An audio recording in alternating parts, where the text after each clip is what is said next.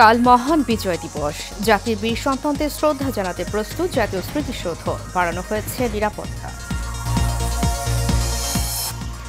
সকল সরকারি কর্মকর্তা কর্মচারী মহার্ঘ ভাতা পাবেন জানালেন জনপ্রশাসন সচিব। ইতিমধ্যেই গঠন করা হয়েছে কমিটি। এবং কাজ বাকি রেখে চালু হলো বিআরটি প্রকল্প। স্বল্প আয়ের মানুষের কথা ভেবে এই উদ্যোগ জানালেন সড়ক পরিবহন ও সেতু উপদেষ্টা।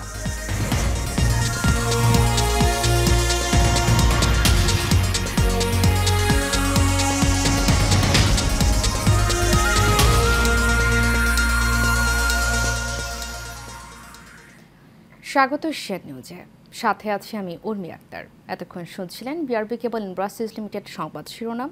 এবারে চলে যাব পুরো খবরে। 16 ডিসেম্বর 54তম মহান বিজয় দিবস উদযাপন উপলক্ষে রং তুলির আচর আর সৌন্দর্য বর্ধনের কর্মযজ্ঞের প্রস্তুত হয়েছে সাভার জাতীয় স্মৃতিসৌধ। এদিন মহামান্য রাষ্ট্রপতি, প্রধান উপদেষ্টা ও উপদেষ্টা মণ্ডলীর সদস্য, বিভিন্ন দেশের প্রতিনিধি সহ বিভিন্ন রাজনৈতিক দলের নেতাকর্মী ও লাখো মানুষ বীর শহীদদের প্রতি শ্রদ্ধা জানাতে জাতীয় স্মৃতিসৌধে আসবেন। সাভার থেকে শাকিল শেখের ছবিতে জহিরুল ইসলাম খান লিটনের রিপোর্টে বিস্তারিত জানাচ্ছেন সঞ্জিতা হক।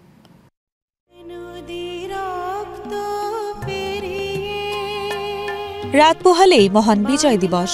মাতৃভূমির সার্বভৌমত্বের জন্য মহান মুক্তিযুদ্ধে যেসব বীর নিজেদের জীবন বিলিয়ে দিয়েছেন, সাভারের জাতীয় স্মৃতিসৌধে কাল তাদের শ্রদ্ধা জানাবে জাতি। জাতীয় স্মৃতিসৌধে তাই চলছে শেষ মুহূর্তের প্রস্তুতি। স্মৃতিসৌধকে ধুয়ে মুছে পরিচ্ছন্ন করতে, রং তুলি আঁচড়ে ফুটিয়ে তুলতে এবং এর সৌন্দর্য তুলে ধরতে পরিচর্যায় ব্যস্ত শ্রমিকরা।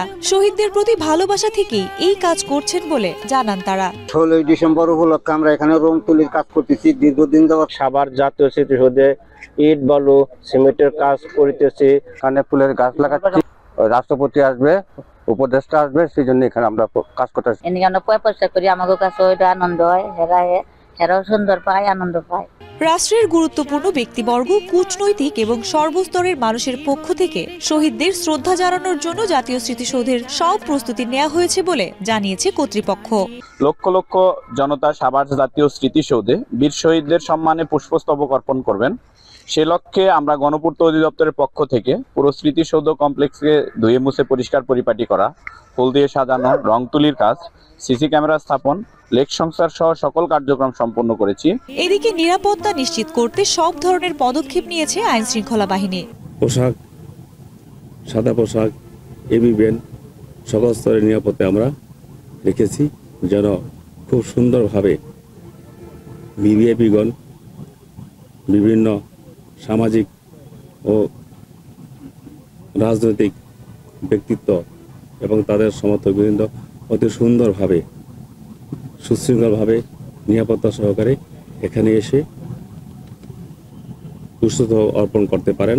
মহান বিজয় দিবসে লাখো মানুষের শ্রদ্ধা, ভালোবাসায় ফুলে ফুলে ভরে উঠবে জাতীয় স্মৃতিসৌধ। রাষ্ট্রপতি ও প্রধান উপদেষ্টার শ্রদ্ধা জানানোর পর জনসাধারণের জন্য উন্মুক্ত করে দেওয়া হবে স্মৃতিসৌধ। সঞ্জিতা হক, এশিয়ান টেলিভিশন। দর্শক, বিজয় দিবস উপলক্ষে জাতীয় স্মৃতিসৌধের প্রস্তুতির আরও খবর জানাতে আমাদের সাথে সরাসরি যোগ দিচ্ছেন আমাদের সহকর্মী জহিরুল ইসলাম খান লিটন। লিটন, আমাকে শুনতে পাচ্ছেন? লিটন, বিজয় দিবস উপলক্ষে জাতীয় স্মৃতিসৌধ এলাকায় নিরাপত্তা কতটা জোরদার করা হয়েছে আমাদেরকে জানাবেন।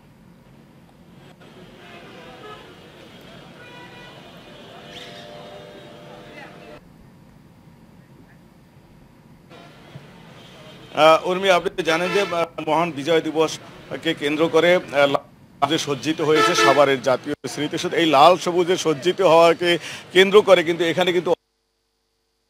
এখানে এসে তারা কিন্তু সকলে জন্য এবং আগামী প্রথম প্রভাতে মহামান্য রাষ্ট্রপতি এবং প্রধান উপদেষ্টা এসে কিন্তু শহীদ বেদিতে সকল বীর শহীদদের ফুল দিয়ে শ্রদ্ধা নিবেদন করবেন এবং ফুল দিয়ে শ্রদ্ধা নিবেদন করার পরে কিন্তু সর্বসাধারণের জন্য আপনি দেখছেন যে এই ফটকটি এখন বন্ধ রয়েছে, এটা স্মৃতিসৌধের মূল ফটক। এই ফটকটিকে খুলে দেওয়া হবে এবং এই ফটকটি খুলে দেওয়ার পরেই কিন্তু এখানে লাখো মানুষের পদচারণায় মুখরিত হবে শুনশান নীরবতায় থাকা স্মৃতিসৌধের মধ্যে শহীদ বেদিটি এবং এই বেদিটি কিন্তু লাখো পদচারণায় মুখরিত হবে এবং সর্বস্তরের মানুষ কিন্তু ফুল দিয়ে শ্রদ্ধা নিবেদন করবেন সকল বীর শহীদদের।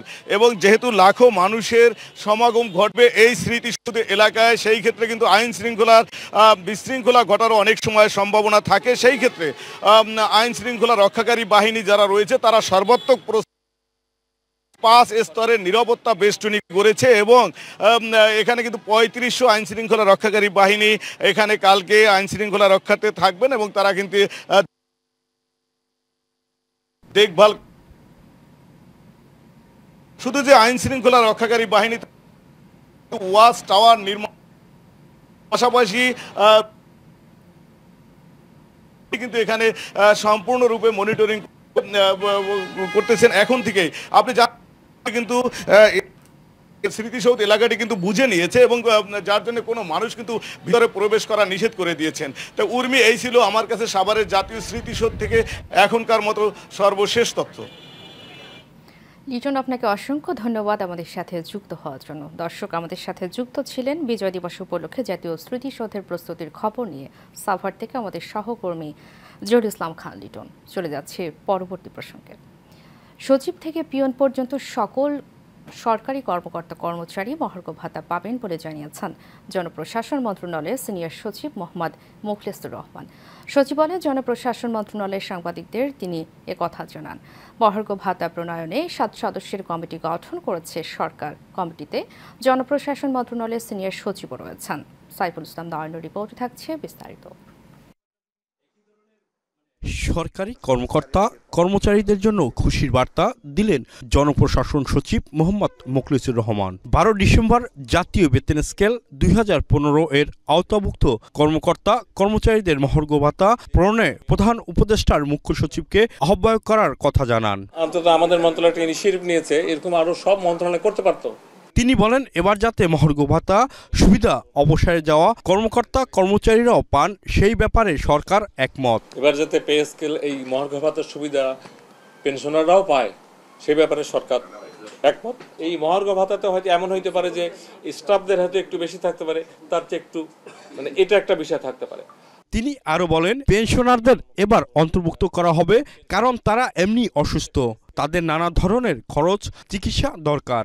আর হলো আগে কখনো এটা ছিল কিনা, এবার আমরা ডিসাইডেড পেনশনাররা যেন বেনিফিট পায়, কারণ পেনশনাররা এমনি যখন যায় চিকিৎসা এইটা সেটা টাকা পয়সা ভাড়া, পেনশনারদের বেশি দরকার।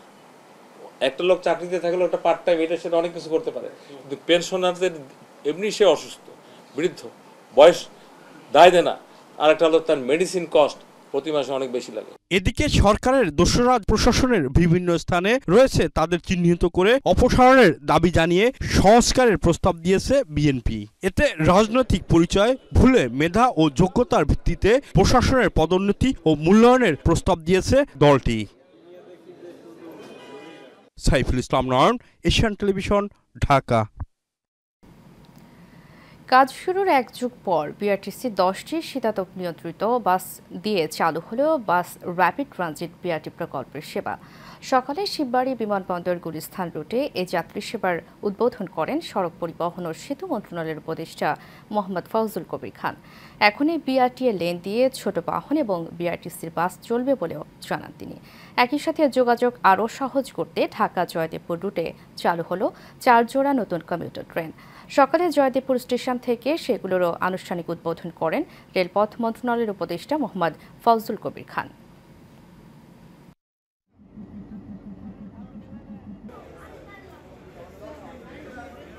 মানুষ যাতে উপকৃত হয় এই জন্য আমরা এই অসম্পূর্ণ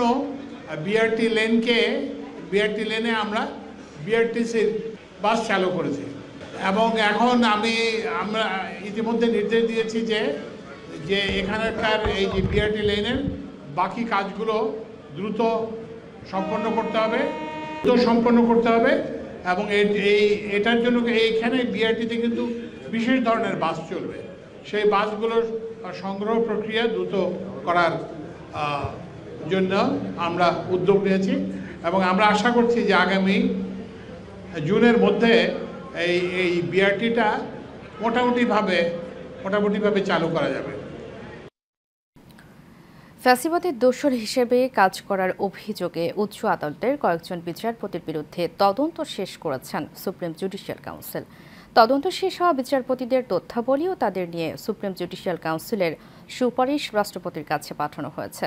সকালে সুপ্রিম কোর্টের ওয়েবসাইটে এই তথ্য জানানো হয়। নিয়ম অনুযায়ী রাষ্ট্রপতি এখন সুপ্রিম জুডিশিয়াল কাউন্সিলের সুপারিশ বাস্তবায়ন করবেন। সুপ্রিম কোর্ট প্রাঙ্গণে গত 16 অক্টোবর বৈষম্য বিরোধী ছাত্রদের অবস্থান ও বিক্ষোভের সময় পতিত আওয়ামী লীগ সরকারের দোসর বিচারকদের পদত্যাগের দাবি তোলা হয়। ওই দিন হাইকোর্ট বিভাগের 12 বিচারককে বেঞ্চ না দেওয়ার সিদ্ধান্তের কথা জানায় সুপ্রিম কোর্ট প্রশাসন। এই বিচারকরা এখন বিচার কাজের বাইরে এবং ছুটিতে আছেন।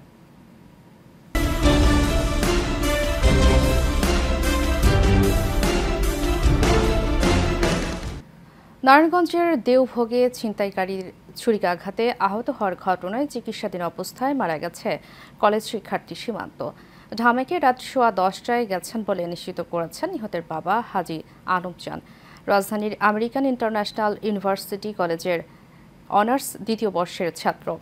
গত বৃহস্পতিবার ভোর 6টার দিকে কলেজের উদ্দেশ্যে যাওয়ার সময় নারায়ণগঞ্জ শহরের দেওভোগের মিন্নত আলী মাজারের সামনে ছিনতাইকারীদের ছুরিকাঘাতে গুরুতর আহত হয় সীমান্ত। সে শহরের দেওভোগ পাক্কা রোড এলাকার বাসিন্দা হাজী আলমের ছেলে।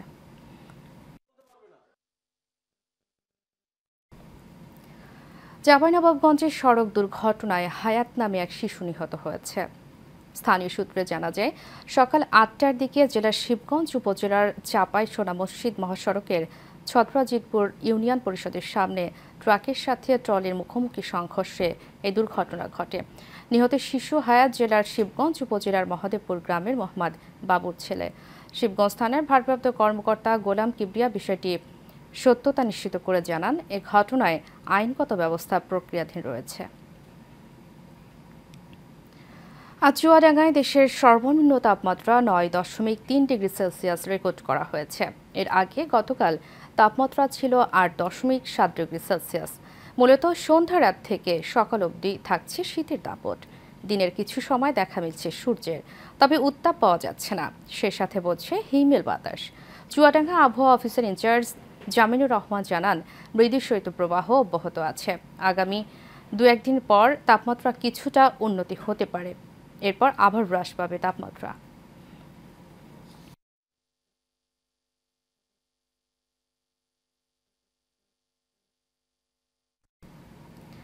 ফরিদপুরের আখচাষী মহিলা ডিগ্রি কলেজের অধ্যক্ষের বিরুদ্ধে নানা অনিয়ম ও অর্থ আত্মসাতের অভিযোগ উঠেছে। আর এই অভিযোগ করেছেন প্রতিষ্ঠানের শিক্ষকরাই। এর মধ্যে এক শিক্ষক প্রবাসে থাকলেও প্রায় 3 বছর অধ্যক্ষের সাথে যোগ সাজশে তুলে নিচ্ছেন বেতন ভাতা। এ বিষয়ে অধ্যক্ষের বিরুদ্ধে অভিযোগ নেওয়া হয়েছে মাধ্যমিক, উচ্চ মাধ্যমিক বোর্ড ও জেলা প্রশাসক বরাবর। প্রতিনিধি মোহাম্মদ সাদ্দাম হোসেন সোহানের তথ্য ছবিতে বিস্তারিত জানাচ্ছেন আরফি ইসলাম হিমু। ফরিদপুরের মধুখালী উপজেলার আখচাষী মহিলা ডিগ্রি কলেজে অনুপস্থিত প্রায় 3 বছর থাকেন প্রবাসে। তারপরও নিয়মিত বেতন ভাতা তুলে নিচ্ছেন প্রভাষক আব্দুল কাদের সিদ্দিকী। শিক্ষকরা জানান, ইসলাম শিক্ষা বিষয়ের প্রভাষক আব্দুল কাদের সিদ্দিকী বিদেশে থাকলেও অধ্যক্ষ দিলীপ কুমার গোস্বামীর যোগসাজশে নিয়মিত তুলছেন বেতন। এছাড়াও ভুয়া বিল, ভাউচারে অর্থ তুলে নেওয়ার অভিযোগও রয়েছে অধ্যক্ষর বিরুদ্ধে। 2021 সালের নভেম্বরের 9 তারিখ সর্বশেষ কলেজ করে, তারপর থেকে তিনি ছুটি গ্রহণ না করে বর্তমানে আমেরিকা আছেন। উনি তার চাকরি বহাল রাখছেন কোন এক অদৃশ্য কারণে, এবং তার বেতন প্রতিনিয়ত তার অ্যাকাউন্টে ঢুকে। বিভিন্ন বাজে আচরণ করে এবং পারিবারিক ব্যাপার নিয়ে অনেক কথা বলে। আমার এই বেয়াদবও করছে। তো উনি তো আমেরিকাতে, ওনার কাছে স্বাক্ষরটা কে করলো? আর যেহেতু বেতন বিলটা কলেজ থেকে গেছে, এর ড্রাইভার তো প্রিন্সিপাল এড়াইতে পারেন। এদিকে শিক্ষকদের গালিগালাজ করার কয়েকটি অডিও এসেছে এশিয়ান টেলিভিশনের হাতে, যেখানে বাজে ভাষায় গালি দেওয়ার বিষয়টি শোনা যায়।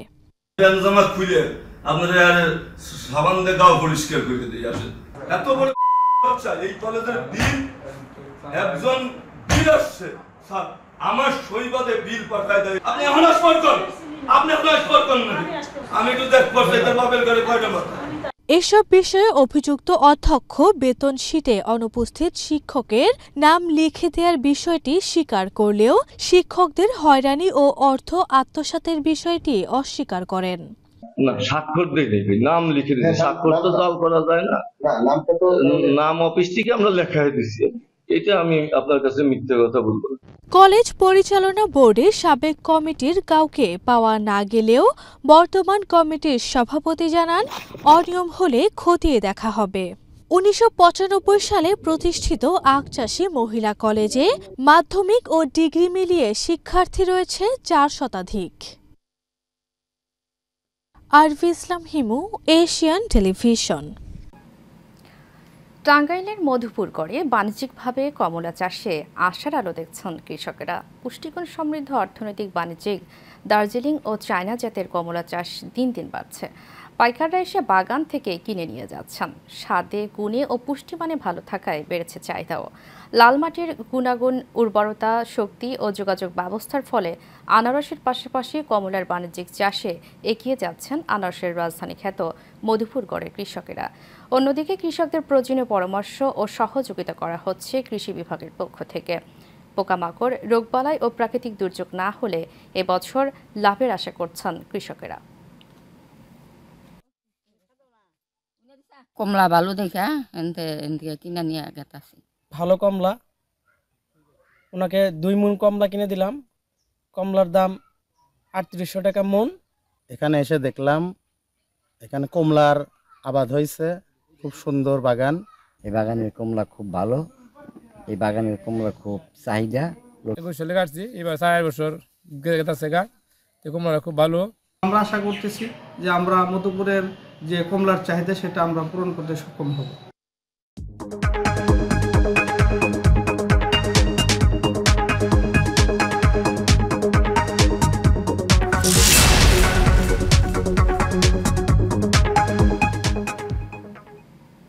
এবার এক্সিম ব্যাংক বাণিজ্য সংবাদ। অনুষ্ঠিত হয়েছে টাটকা ন্যায্য মূল্যের পণ্য খিলগাঁও শাখার শুভ উদ্বোধনী অনুষ্ঠান। সকালে খিলগাঁও ব্লক সি বউবাজারে এই উদ্বোধনী অনুষ্ঠান অনুষ্ঠিত হয়। এ সময় প্রধান অতিথি হিসেবে উপস্থিত ছিলেন খিলগাঁও তালতলা মার্কেট বণিক সমিতির সভাপতি চৌধুরী মোহাম্মদ হুমায়ুন কবির।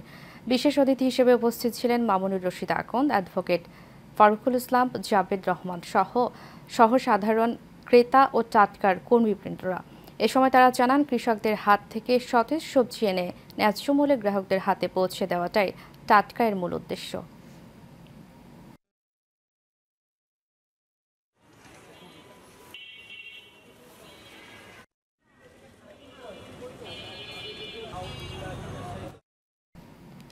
প্রিন্সিপাল গ্রুপের নতুন প্রকল্প প্রিন্সিপাল আইল্যান্ডের উদ্বোধন করা হয়েছে। রাজধানীর একটি হোটেলে এর উদ্বোধন অনুষ্ঠানে প্রধান অতিথি ছিলেন সাবেক প্রধান নির্বাচন কমিশনার বিচারপতি মোহাম্মদ আব্দুর রউফ। অনুষ্ঠানে সভাপতিত্ব করেন কোম্পানির চেয়ারম্যান অধ্যাপক ডক্টর AKM ফজলুল হক। প্রধান আলোচক ছিলেন কোম্পানির ব্যবস্থাপনা পরিচালক কাজী মোহাম্মদ ওবায়দ উল্লাহ ও ঢাকা বিশ্ববিদ্যালয়ের department of organisation studies and leadership বিভাগের চেয়ারম্যান অধ্যাপক ডক্টর মোহাম্মদ শরিয়াতুল্লাহ ও ব্রিগেডিয়ার জেনারেল মোহাম্মদ জাবের হোসেন সহ আরও অনেকে।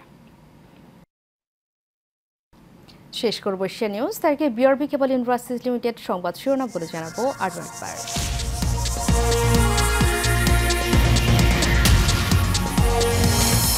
কাল মহান বিজয় দিবস। জাতির বীর সন্তানদের শ্রদ্ধা জানাতে প্রস্তুত জাতীয় স্মৃতিসৌধ, বাড়ানো হয়েছে নিরাপত্তা।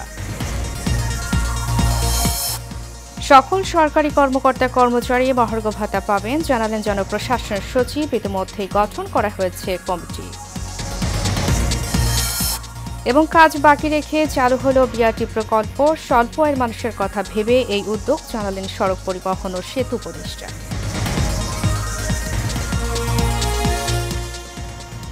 এশিয়া নিউজে পর্যন্তই। পরবর্তী সংবাদ দেখার আমন্ত্রণ জানিয়ে শেষ করছি। ধন্যবাদ সবাইকে।